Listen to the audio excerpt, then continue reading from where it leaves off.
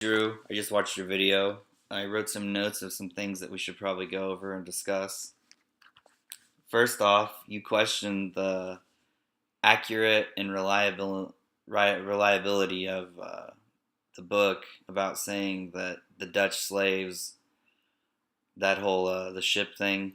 So let's talk about that. I think that so this Dutch ship went from Africa full of slaves, ran out of supplies, landed in America. The British talked to the ship. They exchanged the slaves for more supplies. Then the ship went on its voyage to wherever it was going. Um, I think that just the fact that I don't understand how you could question that. It's been peer reviewed and fact checked, but also none of the slaves were brought to America by Americans. I don't think. I'd like to hear a fact check on that. I believe most of the slaves that were brought to America were by the British, the Dutch, the Spanish, maybe the Portuguese. I'm sure there's other countries too. I think those are the primary ones. Um, they're that's probably it's probably a pretty solid fact. Next, you talked about the indentured servants. I think most indentured servants used. Okay, so if I was a rich person in England and I was coming to America and a bunch of poor people wanted to go with me to America, they're like, "Hey, can I go?" I said, "Yes, you can go. I'll pay for your voyage, but you have to promise. You have to sign yourself as a slave to me, an indentured servant, for 10, 15, 25, 6, 7, arbitrary number of years. So get over there, then you're my indentured servant." Also, black people could be indentured servants, the book said, for a number of years before they mandated that black people couldn't be indentured servants and they had to be slaves.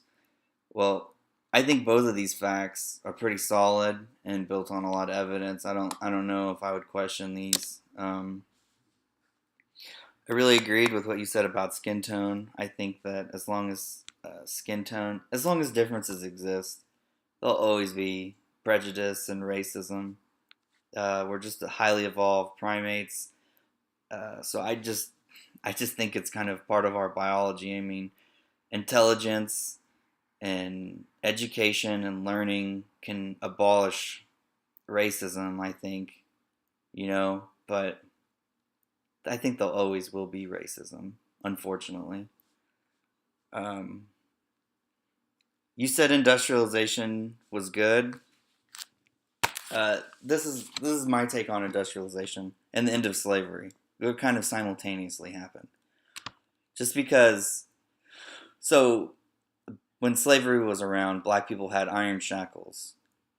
After slavery, black people had uh, social or judicial or um, other forms of shackles placed on them. They were ostracized into certain communities in big cities where obviously most of the industrialization happened in big cities. They were confined to a neighborhood.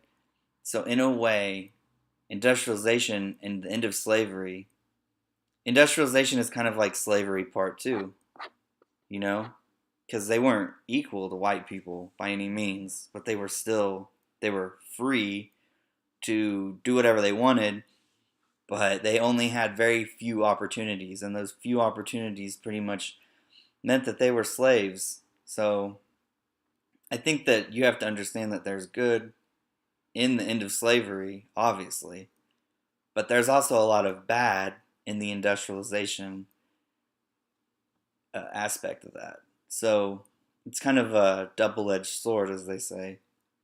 Uh, would like to hear your thoughts on this. Thank you, Drew.